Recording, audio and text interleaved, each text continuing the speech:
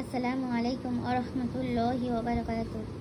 আউযু বিল্লাহি মিনাশ শাইতানির রাজিম। বিসমিল্লাহির রহমানির রহিম।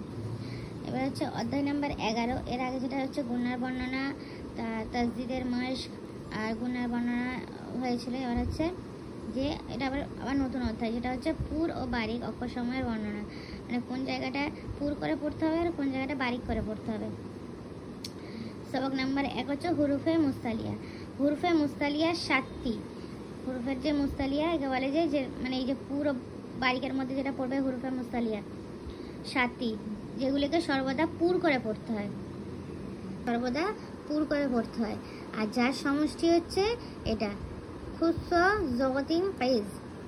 খুস্স জগতিন কিজ মানে খ, সদ, জদ, গইন, ত, কফ, জ, এই অক্ষরগুলো যেখানে থাকবে সেখানে কি হবে, পুর করে পড়তে হবে। এছাড়া বাকি যে 22টা অক্ষর থাকবে তাকে বলবে হুরুফে মুস্তালিয়া।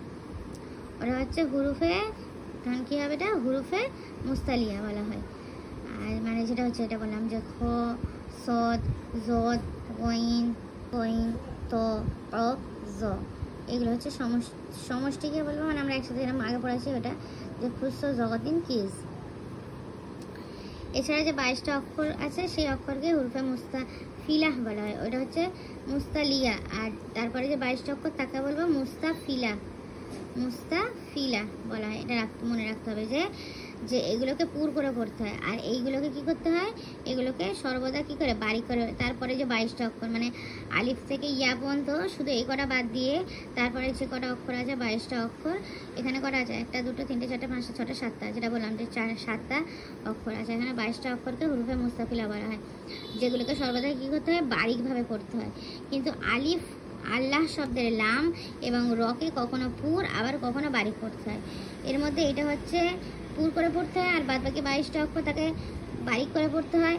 আবার তার মধ্যে আবার আছে কিছু মানে আলিফ আর আল্লাহ শব্দের লামকে কখনো পুর পড়তে হয়, আবার কখনো আল্লাহ শব্দের লাম এবং রকে কখনো পুর আবার কখনো বারিক পড়তে হয়।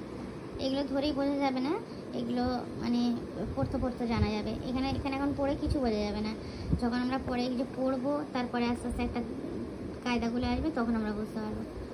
তো এখানে প্রথম আছে খলাক। এখানে বলেছে কি খ আর কফ, যখন খ আর কফ থাকবে তখন কি করতে হবে, পুর করতে হবে। পুর মানে হচ্ছে মানে ঠোঁটটাকে সামনের দিকে হালকা গোল করে, আর ওই মানে ওইটা যেন এরকম এভাবে উচ্চারণ হয়, গোল করে পুরের মতো আওয়াজ হবে। খলাক, এরকম খলাক। খ জবর খ, লাম জবর লা, লাম জবর লা, কফ জবর ক, খলাক। খলাক, এইভাবে খলাক ইয়াহুজ।